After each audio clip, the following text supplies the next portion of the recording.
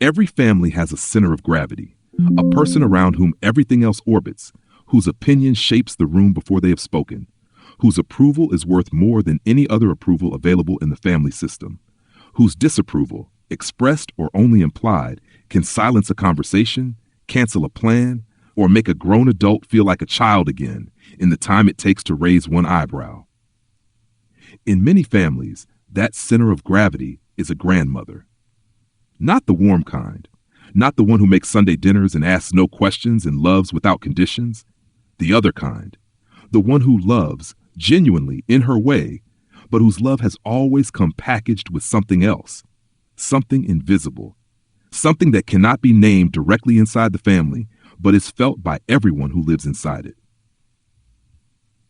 Today, we are going to talk about the toxic grandmother, not as a villain, not as a caricature, but as one of the most psychologically complex figures in family systems, a woman who, in many cases, built the entire emotional architecture her children inherited and her grandchildren were born into, and who has been doing it for so long that nobody inside the family can see it clearly anymore. Because when dysfunction becomes the weather, you stop noticing the weather. Her name in this story is Madeleine. She is 73 years old. She has 2 children, a daughter named Sylvie and a son named Bertrand, and 5 grandchildren. She has been the center of this family for over 40 years, not by force, but by something far more effective. From the outside, Madeleine looks like devotion itself. She remembers every birthday. She calls every Sunday. She cooks for every gathering. She has sacrificed. And she will remind you, gently, carefully, precisely, exactly what she has sacrificed and for whom.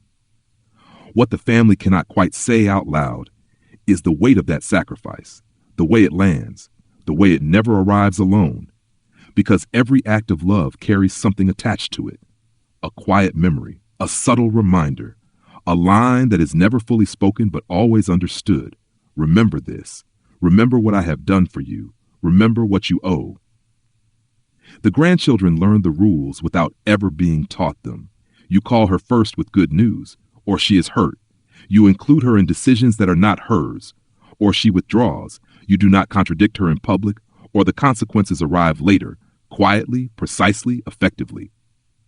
A silence that lasts days, a comment passed through your mother, a memory from 10 years ago, brought back exactly when it hurts the most.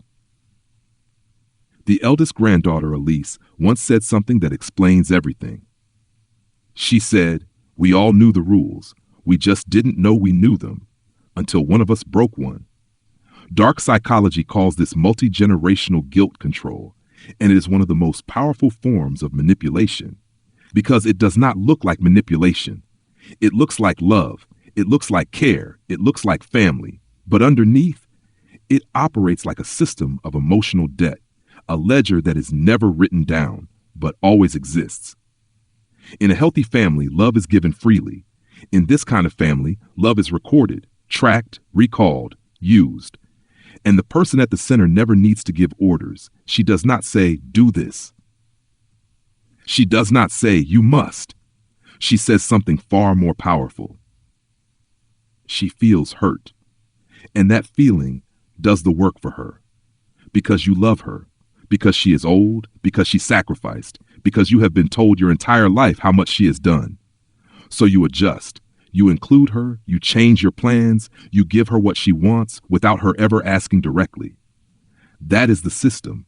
Invisible. Effective. Self-sustaining. And it shapes each generation differently.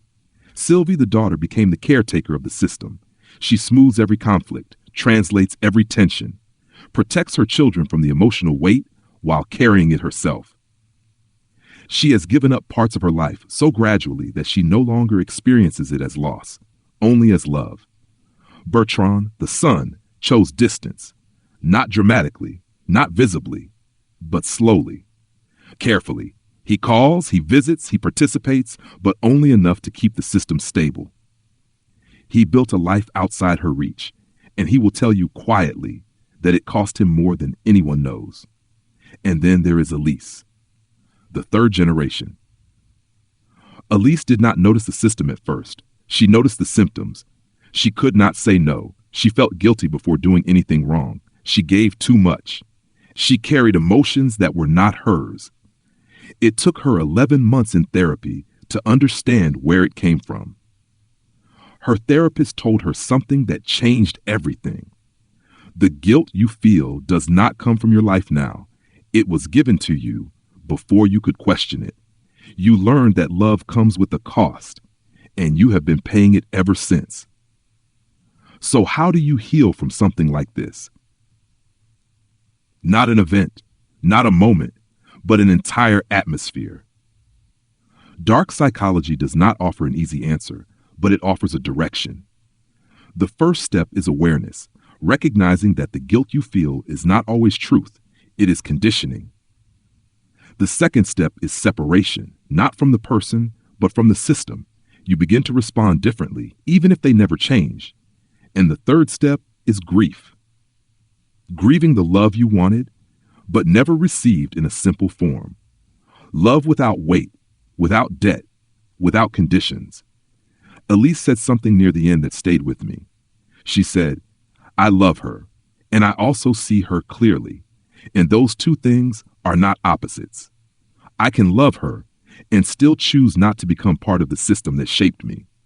Tell me in the comments, did you grow up in something like this? Not necessarily a grandmother, a parent, an aunt, a figure whose love felt both real and heavy. Tell me below, because naming it is the first step to stepping out of it. Subscribe for Series 2. Next week, a different kind of betrayal, a different kind of story, one that will change the way you think about love and the patterns we repeat without realizing. I will see you then.